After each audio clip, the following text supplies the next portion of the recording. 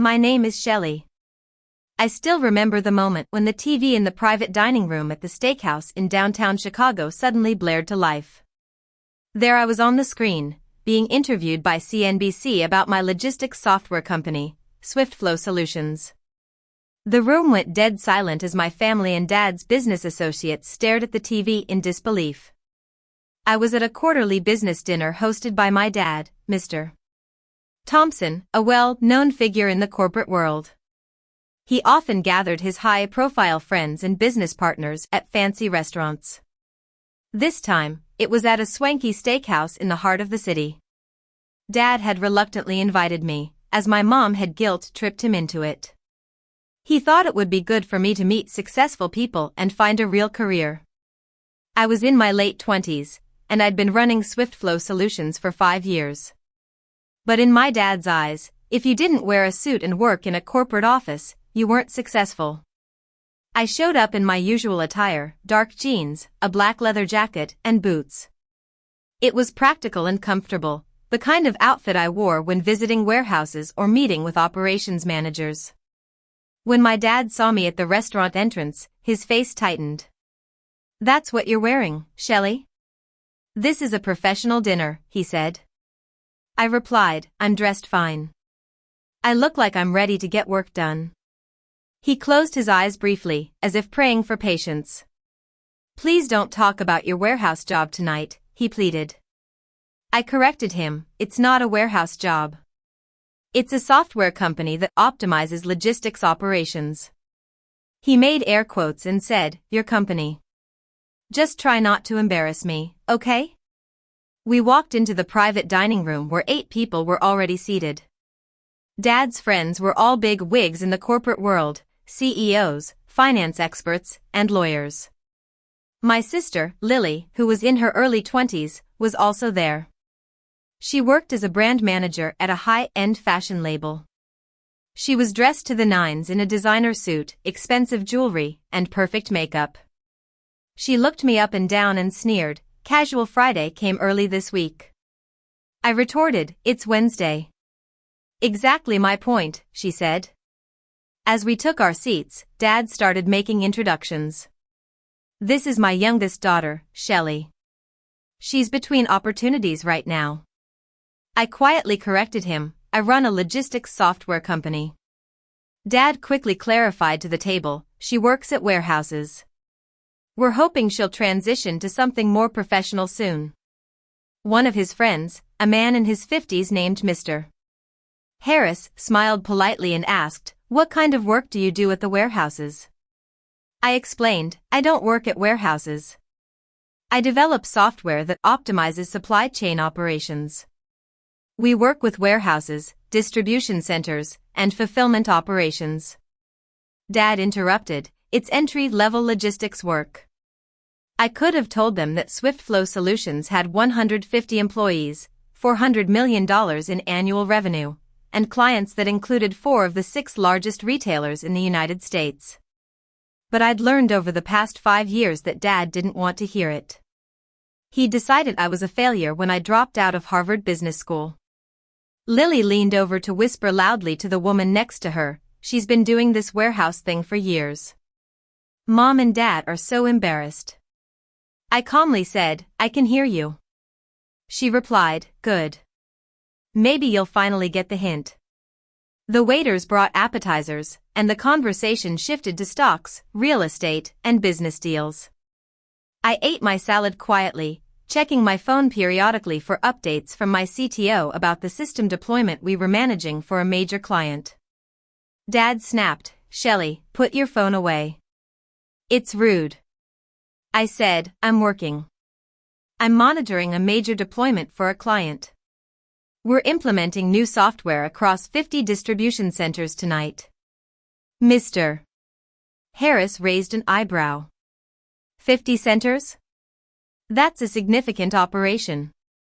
It's one of the largest retailers in the country. The deployment has to be coordinated precisely or it could cost them millions in lost productivity. Lily laughed, "Shelley has an active imagination. She's been claiming to run this huge company for years, but she works out of her apartment and drives an old Ford." I said, I work out of a 15,000 square foot office in the suburbs. And I drive a Ford because it's reliable. She scoffed, sure you do, just like you manage teams and consult with Fortune 500 companies. I set down my fork carefully. Why would I lie about that? I asked. She replied, because you're embarrassed about your actual job. Just then, one of the lawyers, Mr. Green, spoke up. What's the name of your company, Shelley? I answered, SwiftFlow Solutions. He pulled out his phone, typed briefly, and then his eyebrows shot up.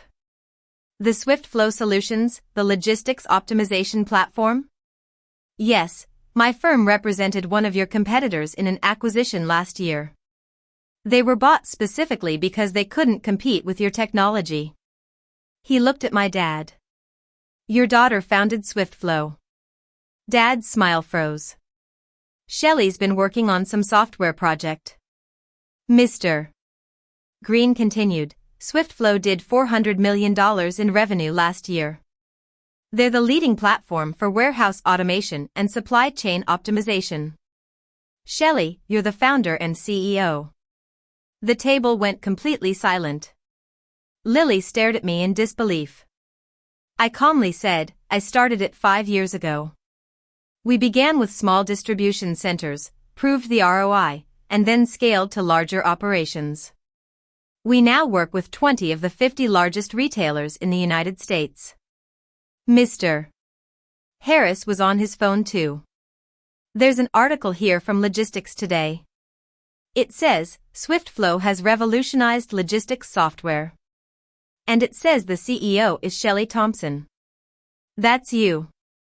Dad said weakly, but you work in warehouses. I replied, I visit warehouses to understand operations firsthand. I also spend time in our office managing a team of 150 people, software engineers, data scientists, operations specialists, sales teams, and customer success. Mr. Harris interrupted, 150 employees. Shelley, what's your company valued at? I hesitated. The valuation wasn't public yet. We were in the middle of Series C negotiations, and the numbers were under NDA. I can't disclose that right now, but there is a valuation. We've raised institutional funding. Series A was $15 million from Crest Venture Partners. Series B was $50 million from Falcon Capital. Series C is closing next month. Mr. Green was scrolling rapidly on his phone. Falcon Capital invested in you. Shelley, they're one of the top VC firms in the world. They backed some of the biggest tech companies. I said, I know who they are. They did extensive due diligence before investing. Lily's face went pale. You raised $50 million. That was Series B.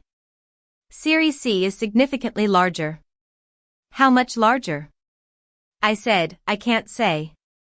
It's not public yet. Dad was still in shock, staring at me like I'd grown a second head. Shelley, if this is true, why didn't you tell us? I said, I tried for 5 years. Every time I explained what I was building, you called it a hobby or a phase. You told your friends I was working entry-level warehouse jobs. You said I was between opportunities, but you never asked to see proof. You saw me visiting warehouses and driving a Ford and decided I was failing. You never once asked to visit the office, meet my team, or review the financial statements. Just then, the TV in the corner that had been playing financial news on mute was turned up. The anchor said, and now, an exclusive interview with one of tech's most exciting young CEOs. I looked up at the screen, and my stomach dropped. It was me. The interview had been filmed 2 weeks ago in our office. CNBC had done a profile on logistics software companies and wanted to feature SwiftFlow. I'd agreed to a 20-minute interview, thinking it would air late at night or online only, but here it was prime time. The anchor said, Meet Shelley Thompson, the founder and CEO of SwiftFlow Solutions, the logistics software company that's transforming supply chain operations across the United States. The screen cut to me in our office, standing in front of our operations center where real-time data from hundreds of warehouses displayed on massive monitors. I was saying, we started SwiftFlow because traditional warehouse management systems weren't keeping pace with modern logistics demands. E-commerce had exploded, but the software running distribution centers was still designed for the pre-digital era. We saw an opportunity to completely reimagine how inventory flows through supply chains. The interviewer asked about our growth. The camera panned across our office, showing software engineers at standing desks, data scientists reviewing algorithms, and operations managers on calls with clients. I said, we've grown from 3 people in a shared office space to 150 employees across 4 offices. Our software now manages over $15 billion in annual inventory flow for our clients. Dad whispered at the table. On screen, the interviewer asked about funding. You've raised significant venture capital from top-tier firms. Can you talk about your latest round? I smiled and said, we're currently closing our Series C round. We can't disclose the exact amount yet, but it's the largest logistics software funding round of the year. It values SwiftFlow at just over $1.5 billion. The table erupted. Billion? Lily's voice cracked. The interview continued. At your age, you're one of the youngest founders to reach unicorn status. What's next for SwiftFlow? I replied, we're expanding internationally. We have pilots running in Canada and Mexico. We're also developing AI-powered predictive analytics that will allow warehouses to anticipate demand shifts weeks in advance. The goal is to eliminate inefficiency entirely from supply chains. The interviewer leaned forward. Your company is now worth $1.5 billion. You own 70% of the shares. That makes your net worth roughly $1.05 billion. How does it feel to be approaching billionaire status at your age? I said, the valuation is exciting because it means we can invest in the technology and expand our team. The personal wealth aspect is secondary to the mission. We're trying to solve real problems for companies that move physical goods. The TV was muted again. Mr. Harris broke the silence. Shelley, did that interview just say you're worth $1.05 billion? I said, on paper, until the Series C closes and the valuation is official. Mr. Green said slowly, at your age, the company is valued at over $1 billion. You own 70%. So yes, your stake is worth roughly that amount. Dad was still staring at the muted TV. That was you on CNBC talking about your billion-dollar company. I said, yes, and I tried to tell you. Lily found her voice, though it shook. You let us think you were working in warehouses. I said, I do work in warehouses. I spend at least 1 day a week in client facilities understanding their operations. But I also run a technology company with 150 employees and $400 million in annual revenue. Both things are true, but you never wanted to hear it. Mr. Harris was scrolling on his phone again. Shelley, there are dozens of articles about you. TechCrunch, The Wall Street Journal, Forbes. They're calling you one of the most successful young founders in enterprise software. Forbes has you on their 30 under 30 list for enterprise technology. You won Logistics CEO of the Year last month. You've been a keynote speaker at 4 major industry conferences this year alone. Dad's face went from white to red. Why didn't you tell me any of this? I said, I did. At Christmas, I mentioned the Forbes list. You said it must be for a different Shelley Thompson because your daughter worked in warehouses. At Thanksgiving, I talked about the conference keynote. You said it was probably a small regional event. At Mom's birthday, I mentioned we'd raised Series B funding. You changed the subject to Lily's promotion. Dad stopped. Did I really? I said, every time for 5 years. Lily was reading from her phone, her face getting paler. There's an article here from Fortune. Shelley Thompson, the warehouse worker who built a billion-dollar software empire. It says, you spent a year working in distribution centers before founding SwiftFlow. You actually did work in warehouses. I said, I did. I needed to understand the problems firsthand before I could build software to solve them. I worked night shifts at 4 different warehouses, took detailed notes on every inefficiency, and interviewed hundreds of workers about their challenges. Mr. Harris said slowly, that's actually brilliant. Most tech founders never leave their offices. You went directly to the source. Mr. Green was shaking his head. Shelley, do you know how rare this is? A young person building a profitable high-growth enterprise software company in an unsexy industry. Most founders your age are burning through VC money trying to build the next social media app. You've built something that actually generates massive revenue. Logistics software isn't glamorous, but it's essential. Every product people buy online passes through systems like ours. Just then, Dad's phone started ringing. He glanced at it and looked at me with a strange expression. That's Mr. Johnson. He's on the board at Harvard Business School, the school you dropped out of. He probably saw the CNBC interview. Dad answered the call. Mr. Johnson, hello. Yes, that was my daughter. Yes, SwiftFlow Solutions. Oh, I didn't realize the scale either. He listened for a moment, his face getting redder. She what? A major donation. How much? He went silent. 7 figures for the entrepreneurship program. He looked at me. When did you do this? I said quietly, last year. They asked if I'd contribute to the new entrepreneurship center. I wrote a check for $1. $5 million. Dad covered the phone. You donated over $1 million to Harvard. They're building a center to help students who want to start companies instead of following traditional paths. I said, it seemed important. He went back to the phone call. Yes, Mr. Johnson. I'm very proud. Yes, we should definitely talk about having her speak to students. Oh, I'll check with her and get back to you. He hung up and stared at me. The dean of Harvard Business School wants you to give the keynote at their graduation ceremony next spring. I said, I know. They reached out last month. I haven't decided yet. Lily set down her phone. How is this possible? How did you build a billion-dollar company in 5 years without any of us noticing? I said, you weren't paying attention. You decided I was a failure because I dropped out of business school and got my hands dirty in warehouses. Nothing I said could change your minds because you'd already written the story about who I was. But if we'd known, would it have changed anything?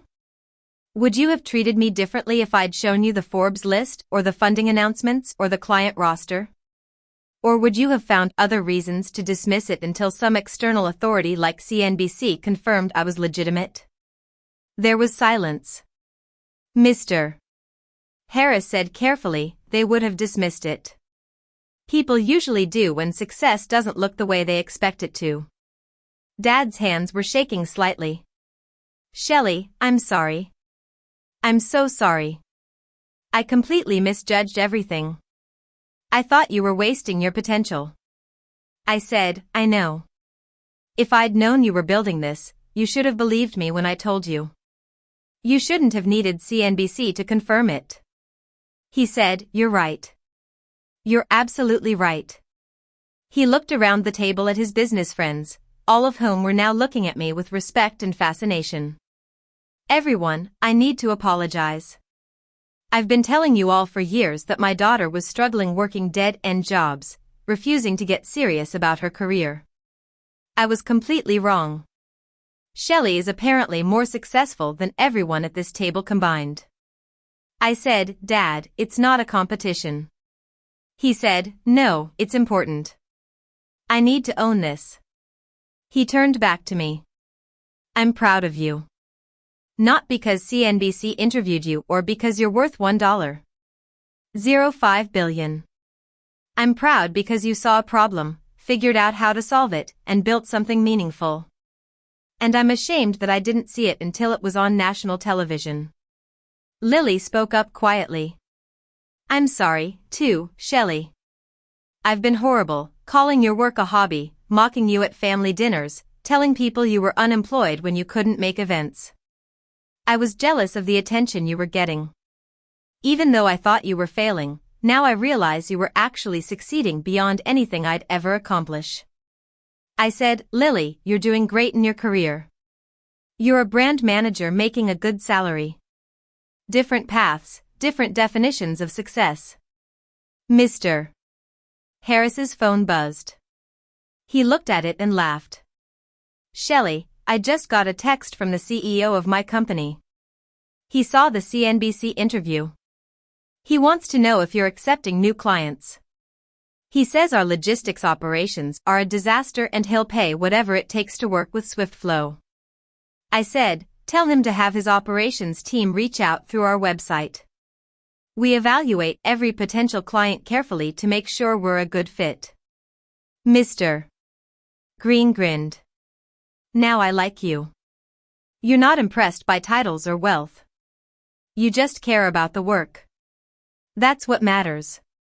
My phone buzzed. It was a text from my CTO. Deployment complete. All 50 centers online. 0 errors. Client is ecstatic. This is going in the case studies. I smiled and typed back, excellent work. Tell the team they're getting bonuses. This was flawless. Mr. Harris asked, good news? I said, the deployment I mentioned earlier, it's complete. 50 distribution centers running on our software with 0 downtime. The client will be able to process Black Friday orders 35% more efficiently this year. That's happening right now, while we're at dinner. The work doesn't stop for dinner. My team's been monitoring the deployment for the past 4 hours, but it